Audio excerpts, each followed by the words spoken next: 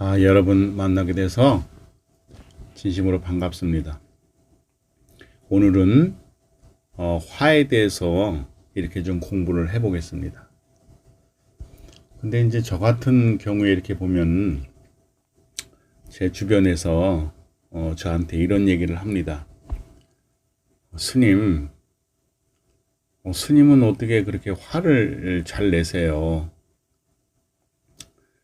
스님이 화를 내시니까 존경심도 좀 떨어지고 굉장히 힘들어요. 이런 얘기를 저에게 합니다.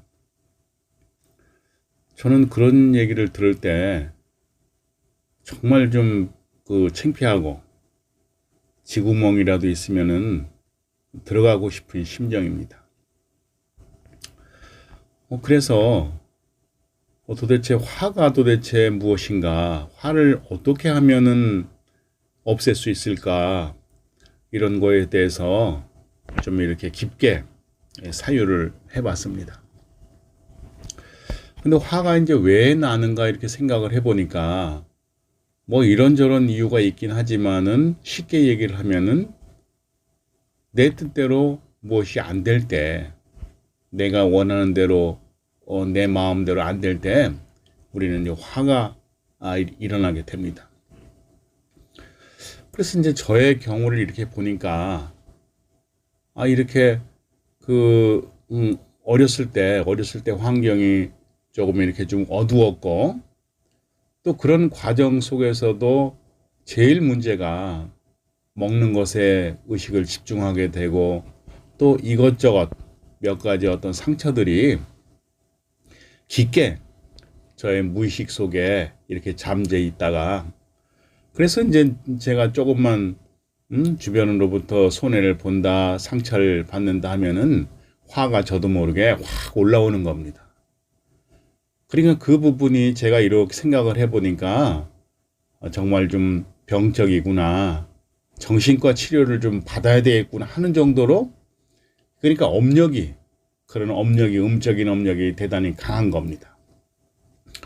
그리고 이제 다른 분들도 다 똑같을 수가 없고 어떤 분들은 그런 부분이 좀 약하고 또 부드럽고 이런 어떤 자기의 환경이나 그런 것 때문에 그렇게 되는 경우도 있습니다. 그래서 그러면은 그 화를 과연 그럼 어떻게 치유를 할 것인가, 어떻게 화를 없앨 수 있을까 하는 그런 생각을 또 이렇게 깊이 해봤습니다. 근데 이제 첫째는 이 화를 소멸하는 방법이 우리가 이제 깨달는 것이다. 깨달는다고 하는 것은 이 마음을 깨달는다 이렇게 얘기를 하는데 우리는 마음 이렇게 얘기를 하지만은 어떨 때는 마음을 생각이라고 하기도 하고 의식이라고 하기도 하고 전체적인 상황을 마음이라고 얘기를 하긴 하는데 우리는 일단 마음 공부, 깨달음에 대한 생각이 없으면은 우리의 생각, 의식이 전부인 줄 알게 되는 겁니다. 그래서 이 생각이라고 하는 것은 이렇게 밖으로 향해 있는, 마음이 밖으로 향해 있는 것을 우리가 이렇게 이렇게 얘기를 합니다. 그런데 우리가 이 깨달음을 얻는다고 하는 것은 이 생각이라고 하는 것이 실체가 없던 근본의 마음이었구나, 오직 이것뿐이었구나 하는 것을 우리가 마음속, 가슴속 깊이 알아차리는 겁니다. 그래서 이제 마음이라고 하는 것이 우리가 둘로 나누면은 이 참마음, 한마음 이것과 그 다음에 의식, 생각, 분별의 마음 이렇게 나눌 수가 있는데 사실은 이 마음이라고 하는 것은 이 생각, 본래 마음 이 전부가 다 하나입니다.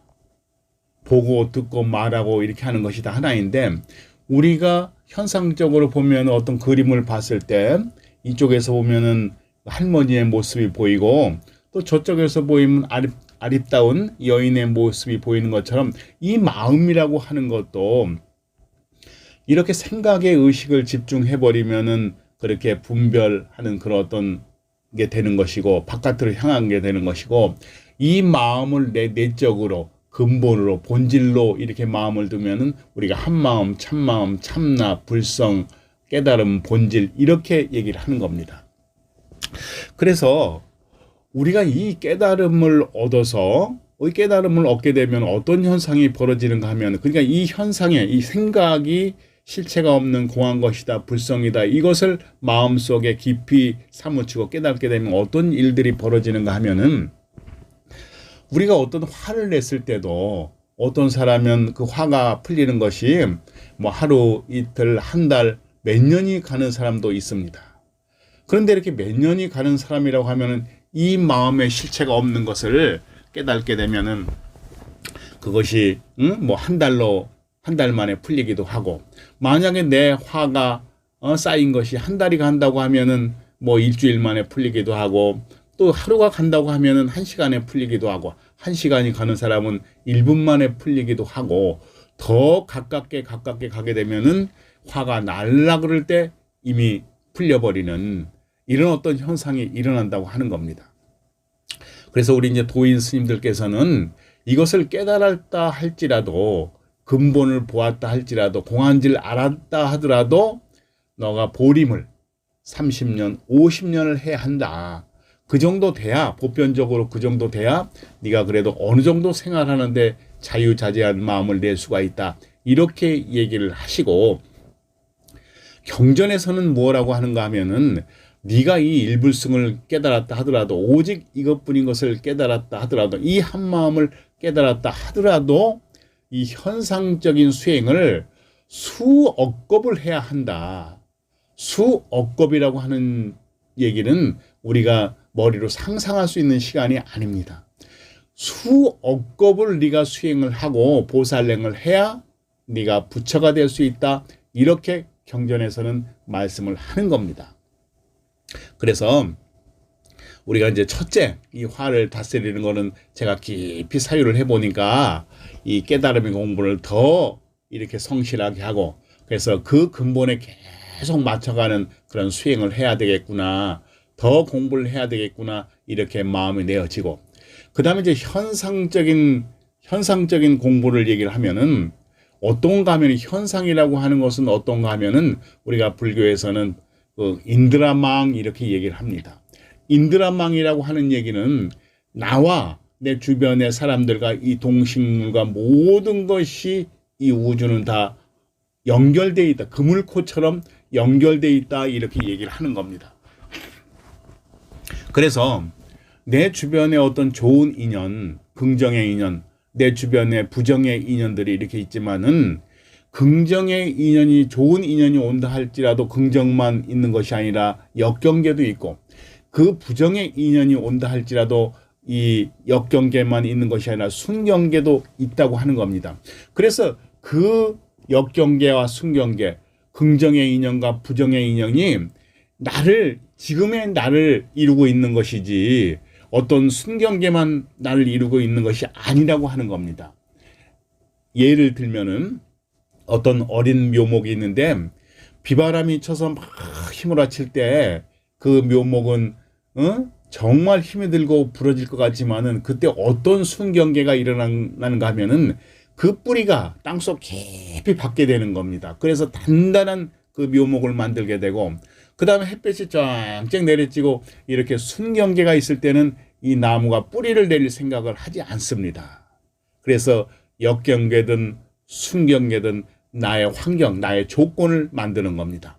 그러니까 각자의 업력에 따라서 어떤 사람은 순경계가 좀 필요할 때가 있고, 어떤 사람은 역경계가 더 필요할 때가 있다고 하는 겁니다. 그래서 이 화라고 하는 것도 우리가 이타의 마음, 상대를 우리가 충분히 이해할 때 저 역경계가 내 뿌리를 단단하게 내릴 수 있는 그런 어떤 그 인연이구나, 저 순경계가 나를 온화하고 따뜻하게 만드는 경계이구나, 이것을 완전히 이해가 될 때, 역경계의 인연이든 순경계의 인연이든 내 한 몸과 나와 똑같은 존재이구나, 나를 위해서 모든 것이 돌아가고 있구나, 이렇게 정말 마음속에 깊이 이해가 될 때 화가 사라지는구나, 이렇게 우리가 생각할 수 있습니다. 그런데 또 세 번째를 이렇게 보니까, 세 번째는 화가 나면은 이 참아내는 겁니다. 참아내는 것인데, 이 참아내는 거에 대한 것은 그 이제 부작용이 몸에 병이 이제 그게 참아내는 게 오랜 시간이 걸리면은 몸에 이제 병이 들게 됩니다. 그래서 우리가 이제 이 물질이라고 하는 것도 빛의 작용 아니겠습니까? 우리가 광합성 이런 얘기를 하잖아요. 이렇게 빛의 영향에 따라서 이 물질이 바뀌는 것을 우리가 광합성이라고 하는데, 이 생각의 작용, 이 정신작용이 결국에는 우리 몸의 병을 만들어 버리는 겁니다. 그래서 우리가 이제 공부를 할 때 처음에 조금 참아내는 것은 뭐 괜찮은 일이지만은 정말 오랫동안 참는 것은 권하고 싶지 않습니다. 그래서 저도 이렇게 이제 그 화에 대해서 생각을 깊이 이렇게 사유를 해보고, 정말 내가 수행자로서 이렇게 공부를 열심히 해서 화도 이렇게 소멸하고 또 이렇게 잘 해야 되겠구나 생각을 합니다. 여러분들께서도 또 이렇게 깊이 한번 사유를 해보시고 화가 이렇게 나시는 분들은 수행을 잘 하셔가지고 또 행복하게 사시고 또 자유로운 삶 사시기를 진심으로 바람합니다. 예, 감사합니다.